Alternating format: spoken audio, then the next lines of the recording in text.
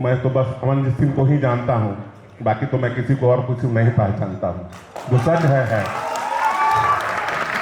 बाकी मैं किसी को नहीं जानता हूँ क्योंकि मेरा प्रोफेशन अलग है।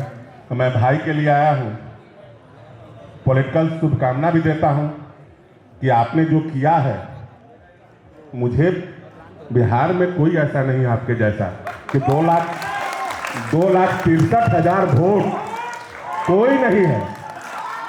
मैं दूसरे दल का हूँ, मैं जनता दल यूनाइटेड से बिलोंग करता हूँ, लेकिन फिर भी मैं आपकी प्रशंसा करता हूँ कि आपने जो किया है, उन लोगों के चेहरे उड़ गए हैं। आपको नहीं मालूम है कि आपने क्या किया है। उन लोगों के चेहरे उड़ गए हैं, वो आपको देख रहे हैं और आपको क्या करना ही नहीं। ये तो छोटा नाम है, बड़े बड़े चेहरे उड़ गए हैं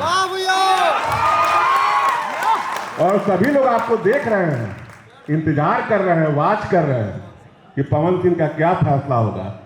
और मुझे उम्मीद है कि जो भी फैसला होगा आप बिहार के हक के लिए, देश के हक के लिए लीजिएगा।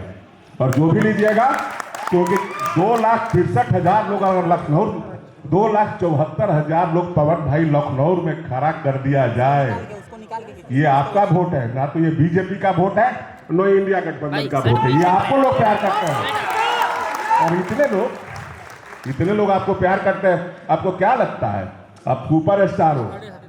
इंडस्ट्री के तो हो ही, आने वाले दिन में पॉलिटिक्स के भी आप सुपर स्टार हो।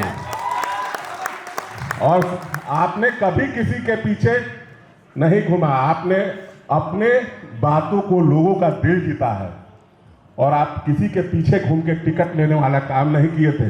आपने लोगों का दिल जीता है और आज भी काराकाट के लोग, बिहार के लोग आपको पसंद करते हैं।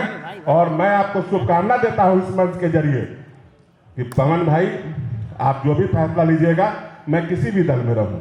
मैंने मीडिया में भी कहा था कि मेरा छोटा भाई रणधीर, जिस तरह मैं छोटा भाई रणधीर को समझता हूं, उस तरह पवन सिंह को समझता हूं। और आपके लिए कोई भी फैसला लेना होगा, मुझे सोचने की जरूरत नहीं है, हम लोग आपके साथ में हैं। धन्यवाद।